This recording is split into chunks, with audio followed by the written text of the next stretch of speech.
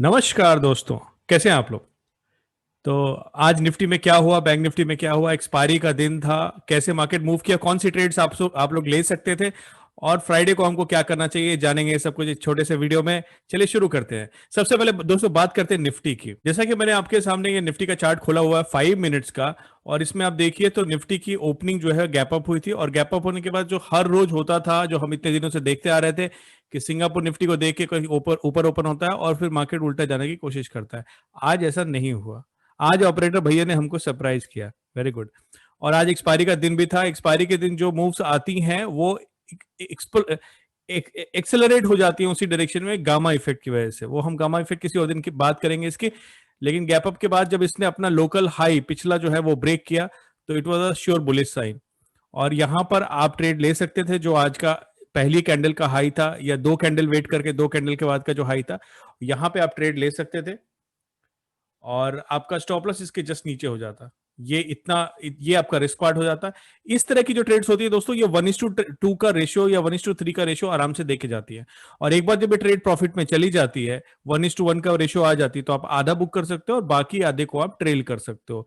10 DC के through या 20 DC के थ्रू आप ट्रेल कर सकते हो। डीसी के ऊपर मैंने वीडियो ऑलरेडी बनाया हुआ है, और कैसे ट्रेल करते हैं ट्रेलिंग स्टॉप लॉस उसके ऊपर भी वीडियो बनाया हुआ है। वो दोनों मैं इस वीडियो के आखिर में लिंक में डिस्क्रिप्शन में, सॉरी, लिंक में डाल दूंगा। तो ये निफ्टी में आज की आप ट्रेड ले सकते थे दोस्तों। अगर हम कल की बात करें तो एक बार मार्केट ने जो एक ऊपर का लेवल बनाया है, तो जनरली क्या हो रहा था कई दिनों से कि इसमें सेलिंग आ रही थी। बहुत ऊपर जाने के बाद अचानक से सेलिंग आ रही थी, जैसे कि आप देखोगे तो यहाँ पे एक बार, दो बार, तीन बार, चार बार, पांच बार, यह छठी बार गया है।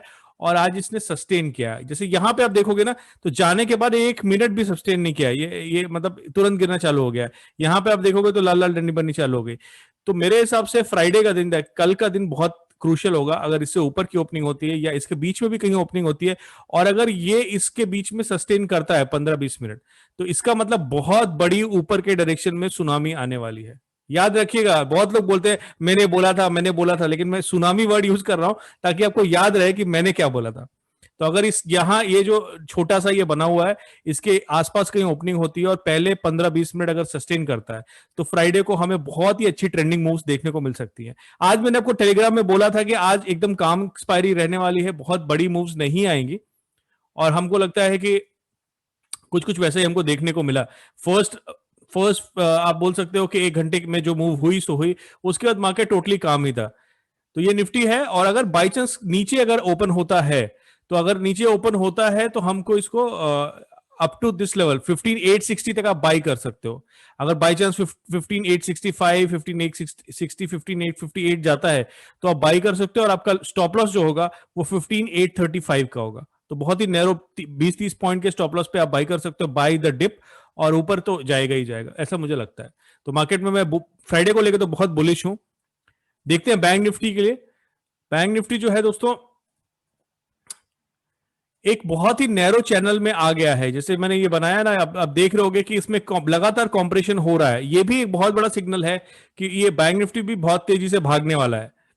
मुझे लगता है कि चूंकि ये एक बहुत बड़े जो ये रीजन का सपोर्ट रेजिस्टेंस था, इसको क्रॉस करके उसके ऊपर कहीं जाके ठहरा है। तो अब ये इसने कंसोलिडेट कर लिया है। 5 मिनट का चार्ट आपके सामने है। अब ये ऊपर जाएगा, ऑब्वियसली निफ्टी ऊपर जाएगा, तो बैंक निफ्टी भी मोस्टली ऊपर जाना ही चाहिए। अगर इसमें आप एसबीआई का और एचडीएफसी बैंक का शेयर देखोगे, तो थोड़ा सा अभी टायर्ड सा ही दिख रहा है। एचडीएफसी हालांकि थोड़ा 1520 तक गया है। आपको ये पता होगा कि एचडीएफसी का और एसबीआई का बहुत ही तगड़ा वेटेज है, अनलाइक अदर स्टॉक्स। तो अगर जब तक खुल के ये लोग ऊपर नहीं जाएंगे, तब तक बहुत मुश्किल है। तो अभी ये लग रहा है कि एचडीएफसी को तो काफी रेजिस्टेंस मिल सकता है। 1530, 1535 के आसपास भी मिल सकता है। और अगर हम इसको 1 आवर में देखेंगे, तो यहाँ पे 1542-43 पे तो बहुत रेजिस्टेंस बैठा हुआ है। तो इसलिए बैंक निफ्टी में थोड़ा सा कम बुलिश हूं मैं, निफ्टी में ज्यादा बुलिश हूं। लेकिन अगर जाएगा तो बहुत तेजी से ऊपर जा सकता है। सेम स्टोरी आपकी एसबीआई में है। वो तो काफी मुझे लग रहा है वो तो अभी एक न्यूट्रल टू बियरिश टेरिटरी में है एसबीआई। तो जब आप अगर बैंक निफ्टी के इतने बड़े अगर फैन हो आप, अगर तो ये जो इंडिविजुअल स्टॉक्स है उनको भी आप देख सकते हो, जो हाई वेटेज स्टॉक्स हैं। तो इसने भी एक हायर लो बनाया है, लेकिन अभी ये रेजिस्टेंस फेज में ही है। और अभी यहाँ पे दो बड़े बड़े 400 34, 434 और 438, ये दो ऐसे रेजिस्टेंस है जिसको क्रॉस करना मुश्किल लग रहा है।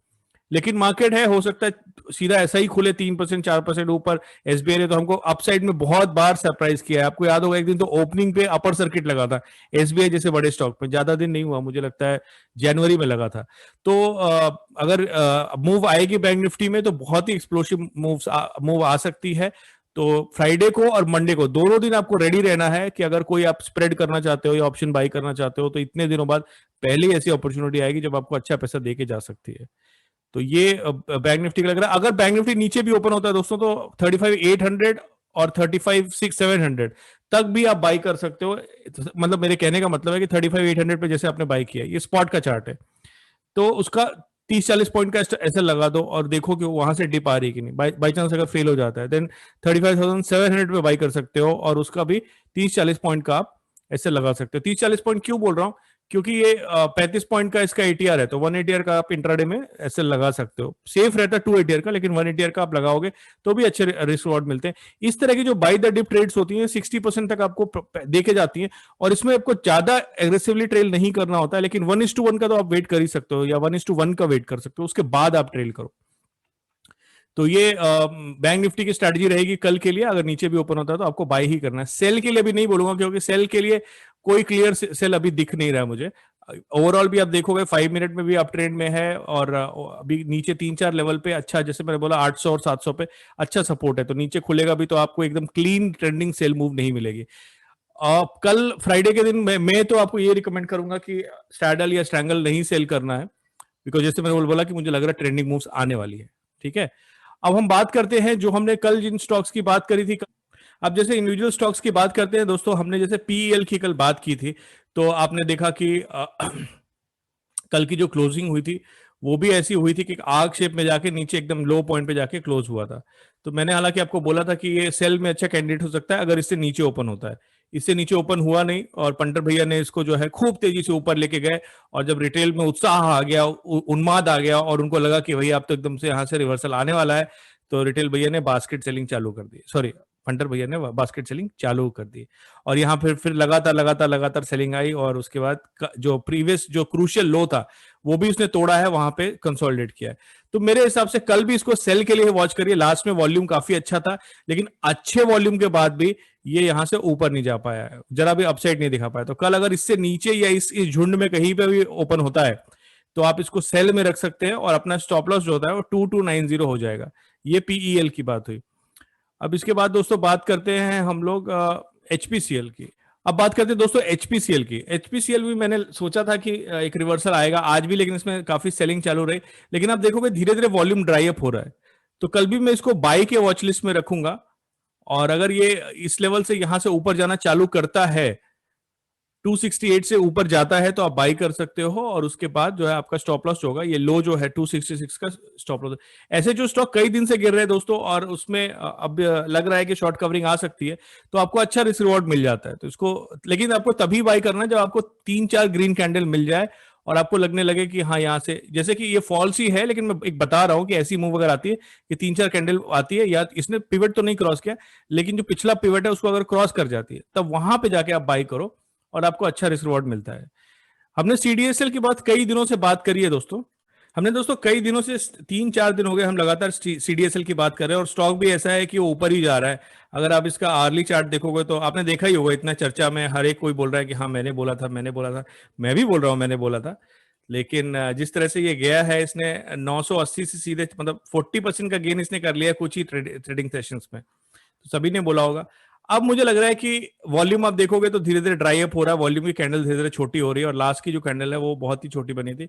ऐसे स्टॉक पे थोड़ी सी बिकवाली आ सकती है, तो अब अपन इसको बाई में नहीं रखेंगे। अगर इसमें 1 आवर में अगर आपको लगता है कि एक रेड कैंडल बनती है बड़ी सी, तो इसको आप सेल करिए और अपना जो ये हाई है 1435 का, जो हाई से थोड़ा सा ऊपर है, वो अपना स्टॉप लॉस हो जाएगा।